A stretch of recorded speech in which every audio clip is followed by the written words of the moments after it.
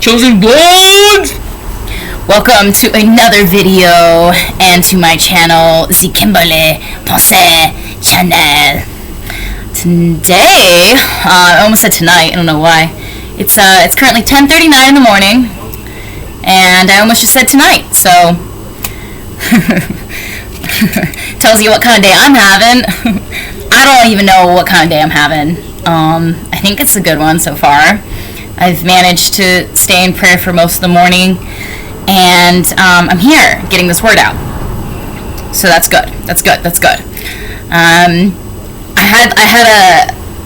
had the kind of day yesterday where everybody at work kept asking if I was okay, and I just think that's hilarious. Like, it wasn't then, you know, but like today, like that's funny. Like it's just, you know, like you could ask anybody in the world that, and I think they understand. Like, have you just ever had one of those days where everybody at work keeps asking if you're all right? I don't know.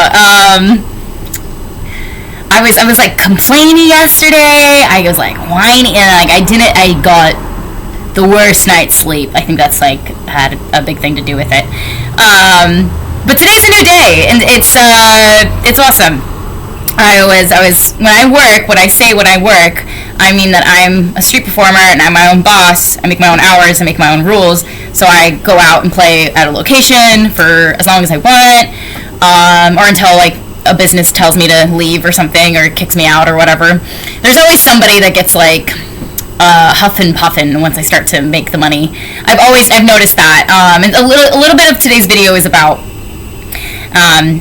you know, about, yeah, like continuing in the face of adversity type of video, encouragement.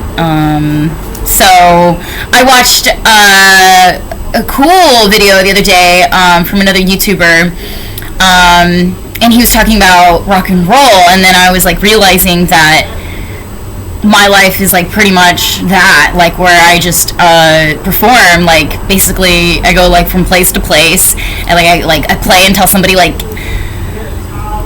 if I'm in front of a business, then after a while they like within 50 feet of a business or whatever, like the rules, the legality of it is like they're within the right to ask me to leave. But if I'm like in a like subway mezzanine, then nobody really asks me to leave. I do experience a lot of weird activity with like police officers. Like 3 police officers will like come and stand right over my tip jar when I'm playing in Times Square, and it's like they have the entire square footage of Port Authority to stand and do their little talk, but they have to do it right in front of my tip jar. So I'm playing, and it's 3 of them, and their boots are just covering up my tip jar. I think I have it right here. Oh god. This is my little tip jar. Obviously, you know, I gotta go out and make money today, but it'll get filled with cash. It's all up here, and that's why it's like hard too sometimes, because it's like it's just me. So if I'm in a bad attitude, bad mood, then I gotta fix that, because nobody wants to open up their wallet to somebody with like a sourpuss type of face. You know, like even it's funny how our attitude changes everything. So the title of this video, without further ado, is "You Can Hack My Cell Phone, but You Can't Stop Me from Rock and Rollin'." And that's a message for the chosen ones as well, and any child of God that's hearing this message. And under the sound of my voice, I have a couple of Bible verses we'll roll on through. Rock and roll, get it? Okay. And it's about, continuing on in the face of adversity, with enemies coming against us and whatnot. So let's start with Matthew 5:39. I hope everyone's having a good day so far today. Yeah, it's not even noon, bro. It's like I've been waking up early recently, and it feels so good. It's like the only peace in the day sometimes, I swear. You know what I'm saying? Like 3 a.m. is my favorite time of day. 3:30, 4 a.m. Like, it's just so I like the dark. Like, I like, you know what I mean? Like, I like it when the lighting isn't so harsh on my eyes. Sometimes I feel like it's really relaxing and there's less to focus on. It's very, like, it's honestly like a sedative. So having a slow morning like that and spending time with God is guaranteed success for the day. Especially if you do like a breakthrough prayer type of thing. You're setting yourself up. Matthew 5:39.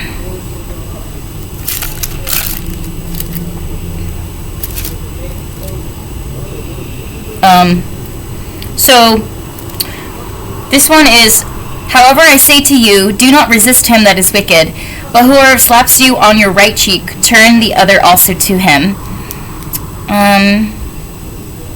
Actually, that's not the one I wanted. It works, but this is the one that I was going for. It's actually Matthew 5:43. You heard that it was said, you must love your neighbor and hate your enemy. However, I say to you, continue to love your enemies and to pray for those persecuting you, that you may prove yourselves sons of your Father who is in the heavens, since he makes his sun rise upon wicked people and good, and makes it right upon righteous people and unrighteous.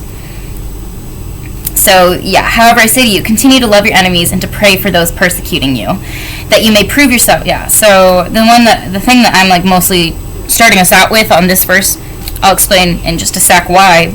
You must love your neighbor and hate your enemy. However, I say to you, continue to love your enemies and to pray for those persecuting you. So we need our enemies. That's why the Bible says to love your enemies. We wouldn't be able, it's like in a video game, you wouldn't, like, say you're playing a video game, like whatever you like. I know there's like all kinds out there, and you like want to get to the next level. There's like that thing that's coming, like that goblin monster, or like you gotta tap the picture frame and find the bullets in order to like, yeah, like demolish the enemy in the video game in order to like go to level 3, go to level 4.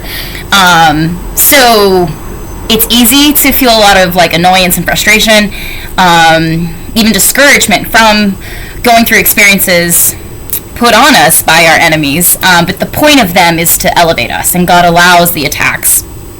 He knows he doesn't give you any more than you can't handle. He knows exactly how much you can handle at a certain time and day, at a location. He knows how strong your heart is. He knows what your fortitude is. He can see that in your heart. But he will stretch us so we can elevate.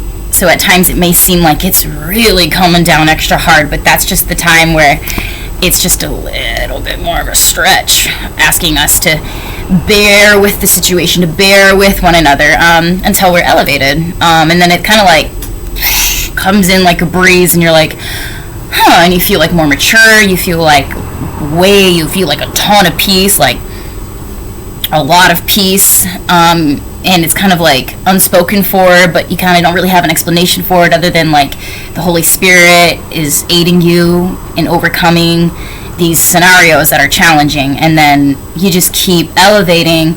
We need our enemies. We wouldn't be as close to God without our enemies. I know for sure I wouldn't be as close to God right now if I didn't go through the heinous, and when I say heinous, I mean heinous, malicious, I'm trying to think of other words that are evil. let's just go with that one. Ploys and schemes that were of witchcraft, that were of black magic, that scared me to the core, that I knew only but to go to God in those situations, like dreams, scary dreams where I was attacked in my dreams. I would say that's like the most intense, because that's when you're like sleeping and you're like not expecting, and like you're chilling, and then all of a sudden it's like you wake up in a cold sweat and you like don't even know what universe you're in. It like disorients you, the type of night terrors that the devil can send our way. But because of these moments of absolutely being petrified, we run to God, and he does allow these witchcraft attacks because he knows that will allow us to open up that space for him and say, okay, Jesus, okay, yeah, please come. I can't fight this on my own. This is way over my head. I need you, God. And so that's why I'm starting out this word with Matthew 5:43, that we ought to love our enemies and pray for those who persecute us. So there's that. And then let's move into Psalms.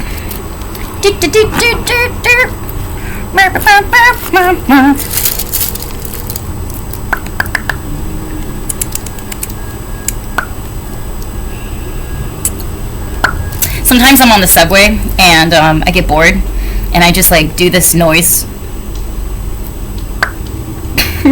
over and over again until somebody like lifts up their head and like or something. Like sometimes I feel like I just have fun, like that. But I'm coming from like the Bronx all the way into Times Square sometimes, or even further if I go to Lower East Side. That's a trek. And no, I'm not commuting from the Bronx to Brooklyn. It's not happening. If you want to pay for an Uber, I will come hang out in Brooklyn. I am not commuting from the Bronx to Brooklyn. I will come to Times Square and we can meet up in a central place. Do not ask me to commute from Bronx to Brooklyn unless you want me to show up in a bad mood. And anyone else who lives in this area will understand and agree with what I'm saying. Anyway, let's get to Psalms.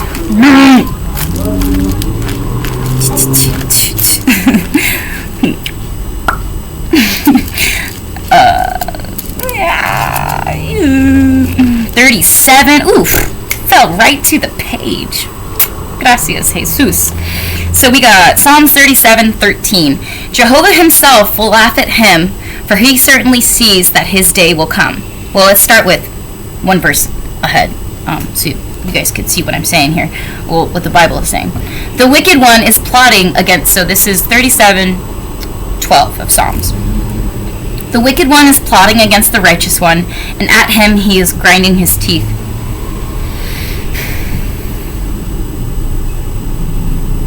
That's intense.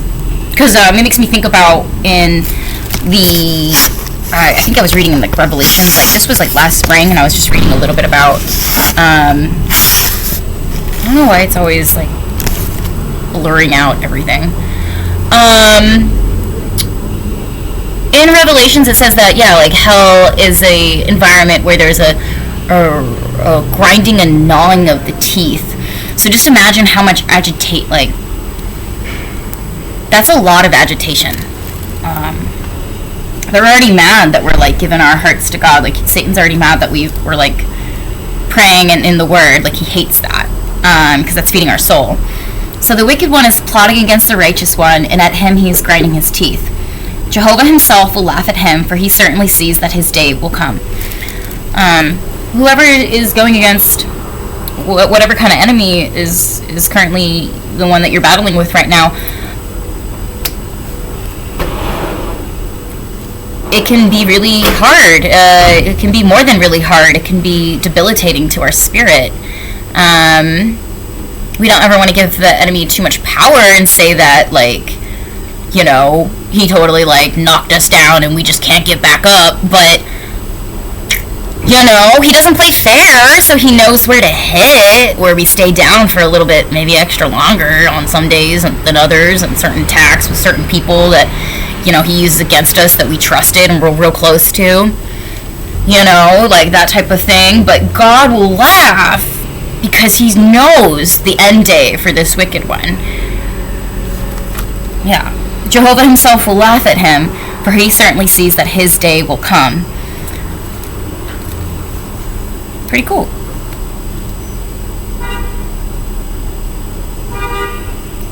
Understand it can be triggering even to receive words that say just keep going, just hold the faith, keep the vision, maintain the equilibrium of your sanity. It can be triggering to receive kind of like what sometimes feels like the nutshell advice for a Christian, which is prayer and hold the faith and don't let the attacks get you down. And it's the hardest thing to continue to wake up day after day and continue to believe without seeing really much of any substantial evidence that can, like, that you can pull up and be like, yeah, like, see this, you guys, like, I'm victorious. It could just be like a small victory until God will grant you that victory, and then he will make your enemies your footstool. But until then, it can be really arduous on our spirits to continue that deferred hope. And as we know in that one verse, deferred hope can make a heart sick. So that's kind of like the ultimate goal of Satan with us, is to, like, get that heart really hardened and bitter and like rage and just mad and sourpuss face, you know, where we forget to show our gratitude, where we forget to do our prayers before a meal. I've been trying to be better about that. Sometimes I'm just so hungry, I'm like, and then I, like, remember to pray. I'm like, oh yeah, thank you for this meal. So don't take it so hard. Don't take it so hard. You're probably doing awesome. Like, if you're catching this word, like, you're probably doing the best you can, which is probably awesome. So shout out to you. But, you know, at times the doubt can kind of feed into us when we're not expecting it, and that's kind of how the devil works. He'll kind of, like, I'll share this is kind of personal, but I'll share it with you. This one time earlier, I would say 2 months ago, I was really struggling with my injury to my meniscus, and I was sitting in the bath, and I was trying to give myself a pep talk to get myself up and out of the tub, because it was that much of a struggle and challenge. It was very tender and sore at that time. I mean, it's like a ripped meniscus. So anyway, and I was sitting there, and I was just like, okay, I can get up and, like, get dressed, because, like, when you're injured, the daily functioning feels like a marathon. You know what I'm saying?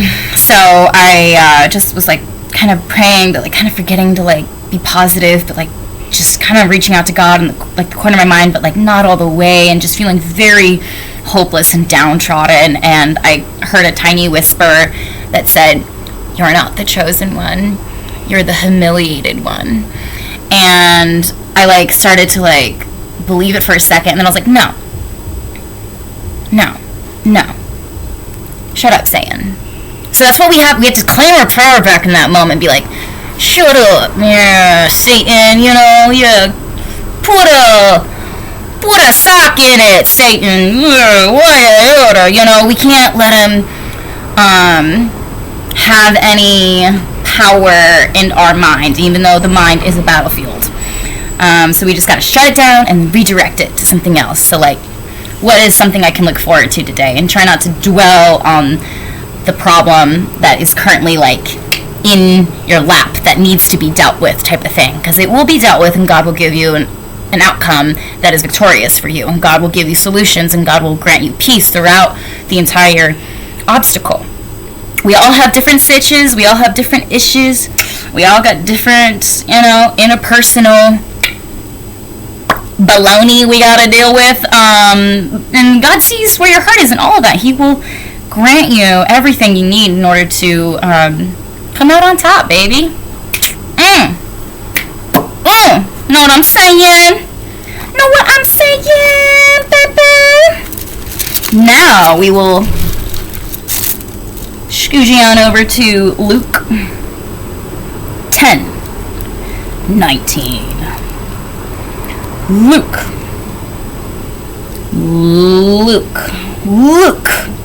10:19. 10:19. Luke.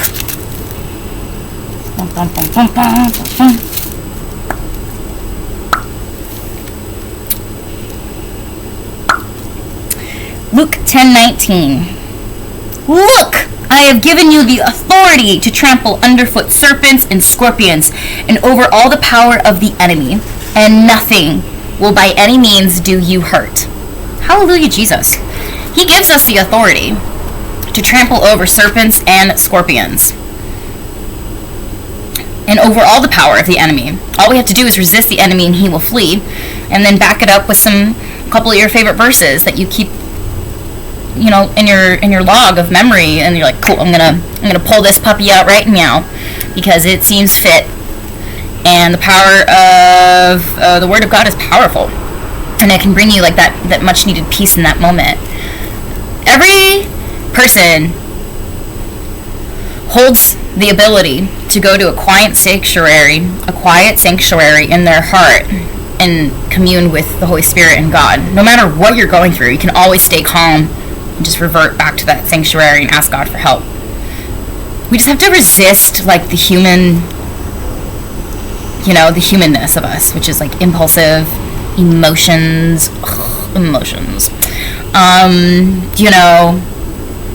Wanting to, I think a lot of where our like sometimes bad decisions or reactions to things is like our body trying to survive and protect ourselves. But God will have something even better planned for you if we, and like I really need to remind myself this too in times of like frustration and agitation. Just like, okay, God, what do you want me to do? How do you want me to respond to this? And just asking for help. There's no problem with that, and He is giving you the authority as a child of God to trample these underfoot serpents and scorpions over all the power of the enemy, and nothing will by any means do you hurt. Talk about powerful, y'all. What's up? What's up? Let's move to James 2:26. So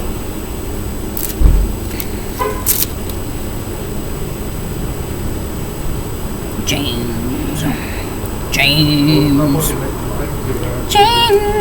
Ooh, ooh, ooh, ooh, ooh, ooh, ooh, ooh.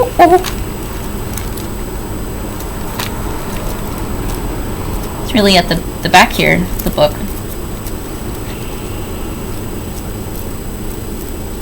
There it is. Oh, so small. 2:26. I think I wrote that wrong, but let's see.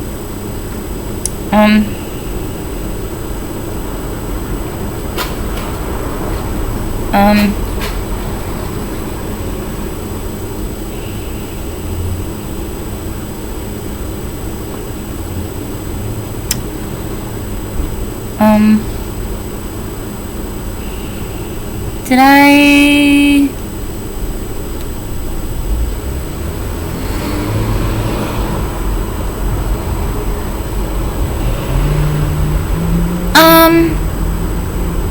I'm not sure what... Oh.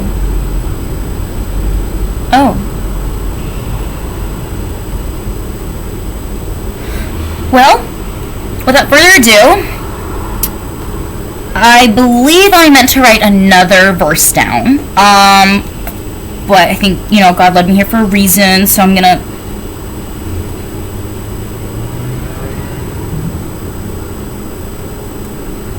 go with it.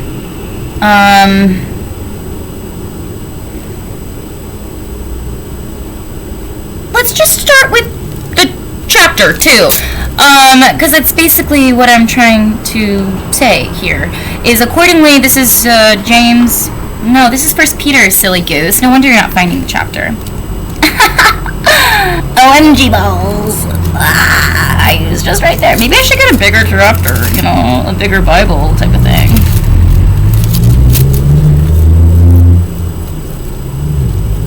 I just saw it. I did just see it. James. I know it was like 11:58. That was the page it was on. Colossians is super small. Thessalonians. Hebrews, Peter. Well, I promise you this word is more than me struggling to find the right verse. It is. It is more than that. 1183. Here we go. Oh yeah. Talk about building the suspense. Here we go. James 2:26. Good heavens.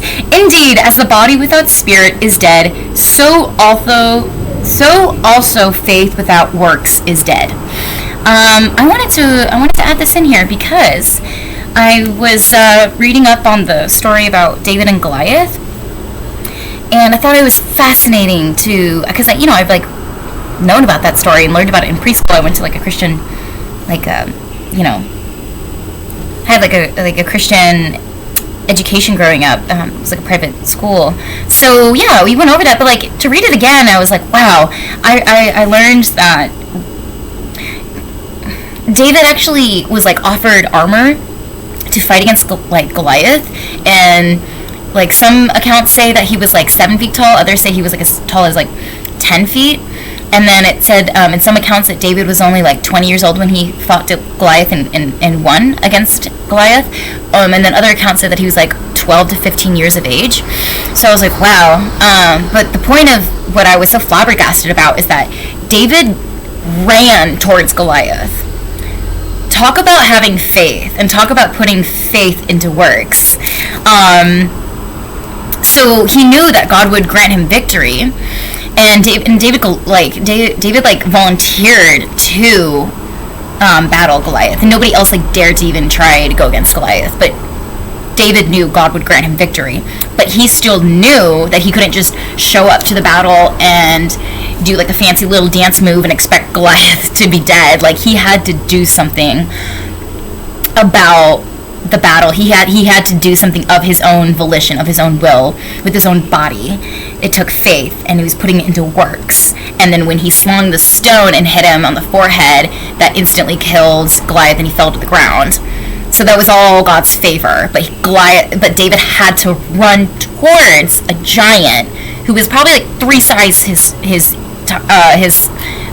his size and age, or like he was a big competitor. He was a fierce competitor against David, and I think everyone watching was like in shock, or who heard about that was like in shock, and like knew that the favor of God was on David's battling hands.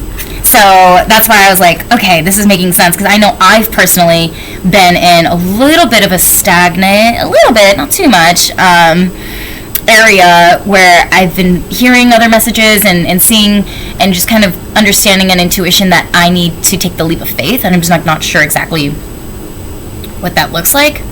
So was inspired by David's and Goliath's stories. Like, he ran towards the giant who easily could have killed him, like by anyone else's like judgment, or like by anyone else's like expectations, probably David was really scared, and like he was even offered armor, and then it like wasn't fitting right or something, so he decided to go without it. Baller move. And then he gets there, and then he's like, I'm just gonna run towards this guy, and yeah, let me just sling a shot of a stone, and boom, right in the forehead, he goes down. So talk about courage and bravery and like a spirit of valiance. Wow, you know what I'm saying? Indeed, as the body without spirit is dead, so also faith without works is dead. So yeah, for me personally, this is like the title of this video is "You can hack my phone, but you can't stop me from rock and rollin'," and that's kind of like a little bit of a metaphor for like oppression of the system coming against me on like my technological devices, trying to silence me, trying to mute me, but you can't stop me from like singing and performing. It's my First Amendment right to do so. And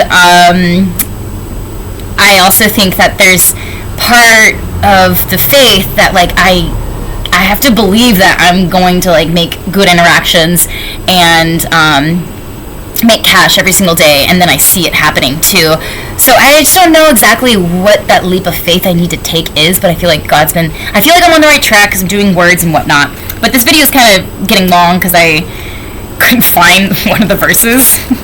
But we're gonna end it with one more verse, and that'll be the word. Thanks for bearing with me. That was funny. Eventually I'll have everything memorized and I'll be able to find all the books. No problem. No problem. Romans 8:28, baby.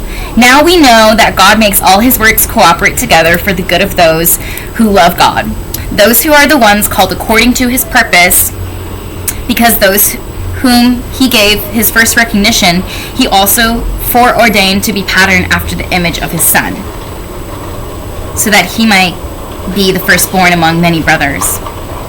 Well, okay, so now we know that God makes all his works cooperate together for the good of those who love God, those who are the ones called according to his purpose. So, yeah, actually this is like a really satisfying, validating verse for me to end with too, because I was just saying I don't know exactly what that leap of faith is that I need to take, because I know I'm very near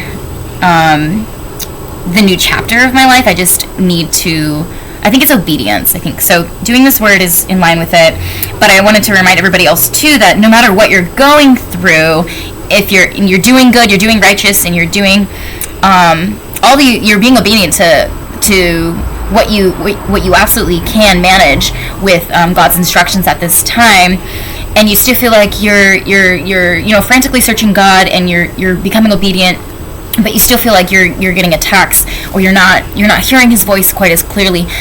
Take heart, because we know that God makes all his works cooperate together for the good of those who love God.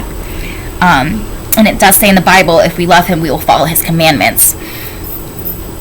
So he knows that you love him. He knows that you're doing the best you can, and he sees you trying. He sees you trying, and this message is finding you for encouragement. And to offer like that space of like, okay, there are other people out there listening to God's voice and struggling to get close with him, and there are other people out there who go through trials and experience warfare, but they're basically this message is finding you to let you know that you're not alone. You're not alone. You're never alone. You're never alone. And so we just shouldn't worry really at all, because we know that if we're doing good, all things will come together according to his purpose, and if we love him, we'll follow his commandments.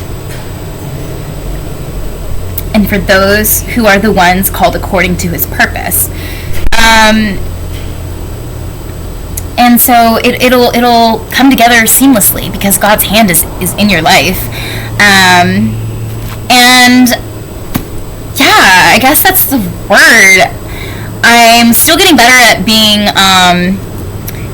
more confident, so I appreciate any view, any like, any comment. I'm just a gal trying to obey God's instructions, and I am by no means perfect, and completely susceptible to anything that anybody else is susceptible to. Like, I'm not any better than anybody. Like, I am truly struggling right now in my walk with God, and I'm admitting that because I know I need to go to him as my shelter, as my refuge, as my fortress. So I'm just staying at his feet. I'm trying to stay in the word, trying to link things that happen in my day and create it into a word for others. I feel like that's what I'm supposed to be doing. But that's it, you guys. I appreciate hanging out. Appreciate if you made it this far. Type in the comments. Chiffon isn't always sheer. It's so random. But I'm working with fabric recently, and I'm like starting my fashion line, so it's pretty cool. It's like surreal. So anyway, that is the word. I thank you for bearing with me. I will try and like get little sticky notes in the future so we can just like find it. I do feel a little bit embarrassed that I couldn't find the verse for a second, but it's also kind of like funny, and I'm like honored to spend any time in the word at all. So it'll totally be fine. Stay tuned for more awesome content. I'm always thinking. You can count on that. You can count on that. I'm always thinking and seeing how I can turn life events and then connect it with the word in order to create it. Inspiring, informative, encouraging messages for other children of God. That's it, y'all. You know what comes next. Stay safe, stay blessed, stay chosen. Peace.